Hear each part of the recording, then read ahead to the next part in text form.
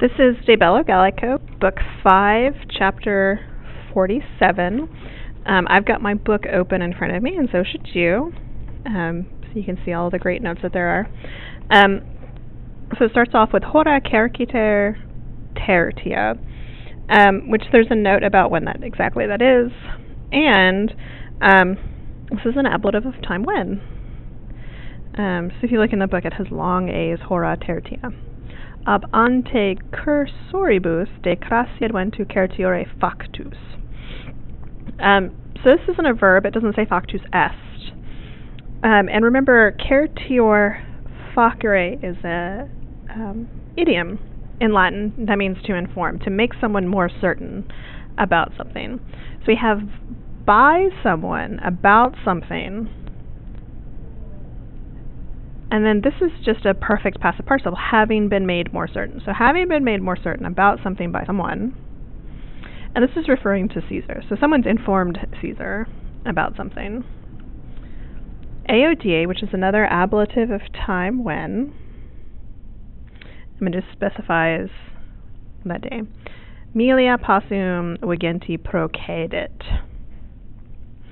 So our subject is Caesar, and that's who the factus refers to. And then we just have a how far he went. Crassum Samarobrivae praefecit.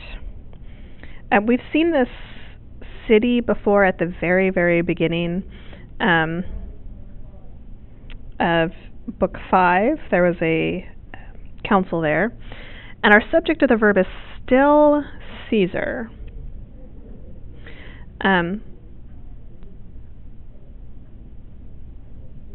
And this verb, procedit and praefecit, they're all present tense verbs.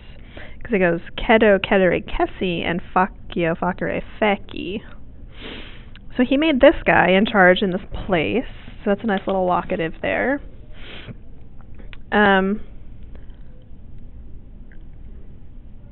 Legionemque attribuit. Subject still Caesar. And then it's understood like to him, which is the Crassus that has been mentioned before. Quod ibi impedimenta exercitus obstis civitatum litteras publicas fermentum quae omne quod eo tolerandae hiemis causa de vexerat relinquebat. So remember that verbs are like punctuation. And so from quod to relinquebat is one phrase, and then inside this phrase we have a little one that goes from this quod to the next verb, which is de vexerat, and I put brackets around mine. So the verb that goes with all the stuff at the top is relinquebat. So because there he was leaving behind, and now we have a list of things he was leaving behind, many of them with genitives. We have impedimenta exercitus, the obsides civitatum, and the litteras publicas. Litteras publicas is like official correspondence, not personal letters, but things that would pertain to the government and would be important not only because it's for the Roman people, right? The Roman people does have the right to know what's in them, but also you want to keep them away from any enemies who might read it. And fermentum omne.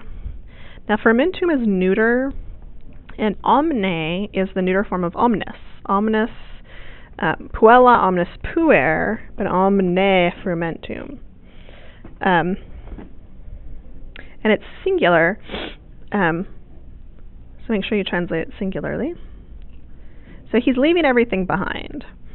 And then all of these things which Eo, which there's a note on, and there's a note on tolerandae to causa as well. De vexerat, it has the ERA, so it's blue perfect. That's in the vocab, which he had. Remember, causa always takes a genitive, and it's always used to show purpose for the sake of doing something. And tolerandae and hiemis are both genitives with causa. Hiems is feminine, which is why tolerandae is first declension. All right. So this is showing us that Caesar is being really decisive. He wants to move and get everyone together, but he's also being very cautious. He is not going to let anything that's important to the Romans fall into enemy hands, like their baggage, their hostages, or their correspondence, or their grain. Fabius ut imperatum erat, non ita multum moratus. So now we're going to talk about a different Roman, Fabius, ut imperatum erat. So we have a pluperfect passive verb, imperatum erat, with the fourth principal part, and then erat. And ut here means as he had been ordered.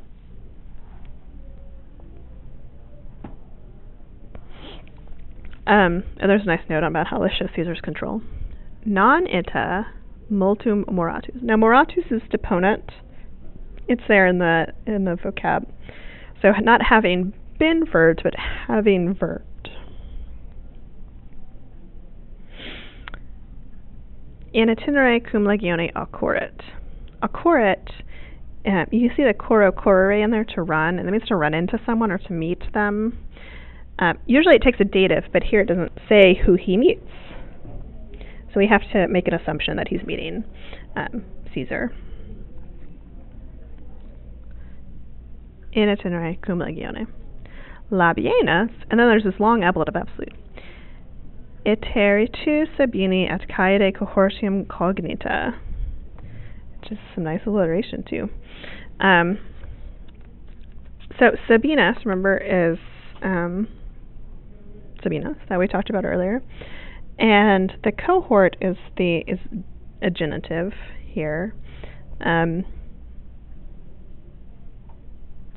cohort of Cotta and Sabinus, who all died. So now, because Labienus has found out from everybody about the death and the destruction, cum omnes ad eum treverorum copiae venissent. So I have a cum clause with a pluperfect subjunctive, and the subject of this is omnes copiae. So all the troops,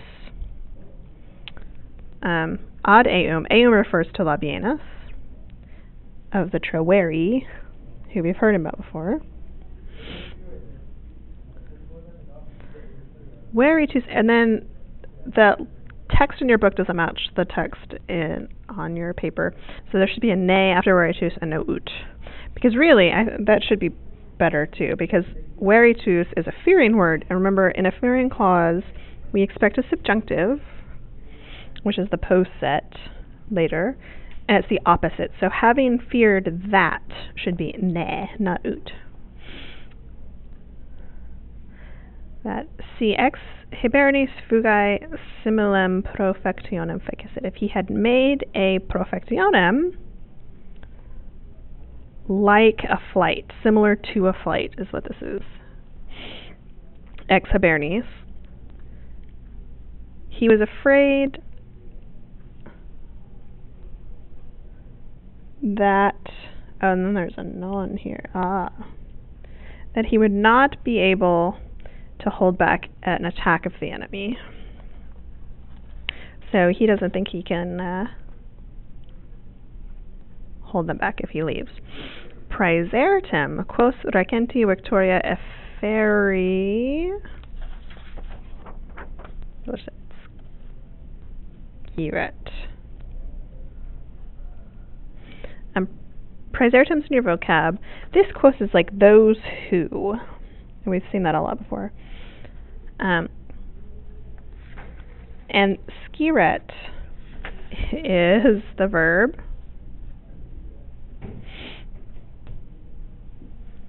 Those who, and then the subject of this is Labienus. Those who he knew. And we have a passive infinitive, efferi,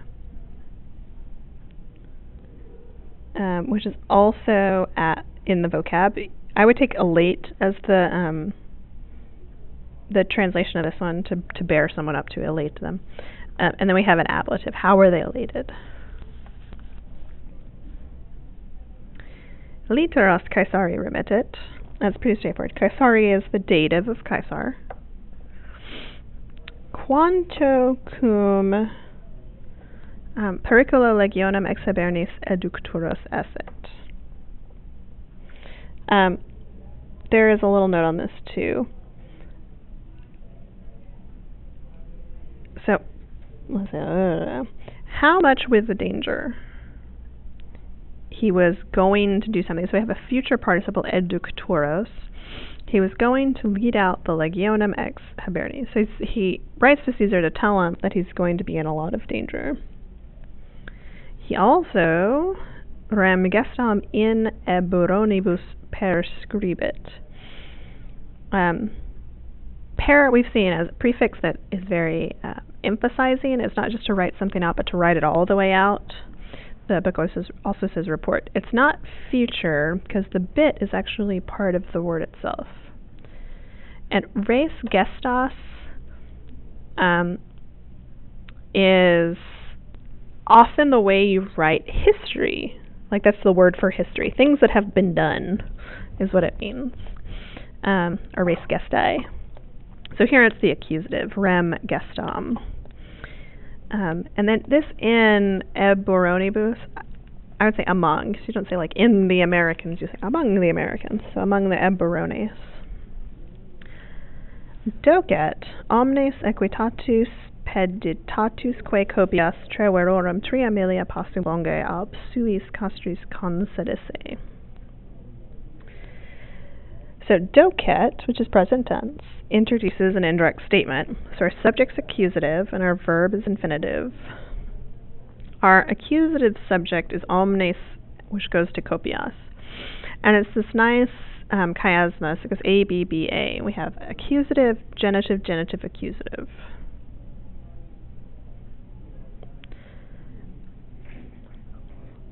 And we have another genitive that doesn't go with these genitives, so it's in the outside of the chiasmus.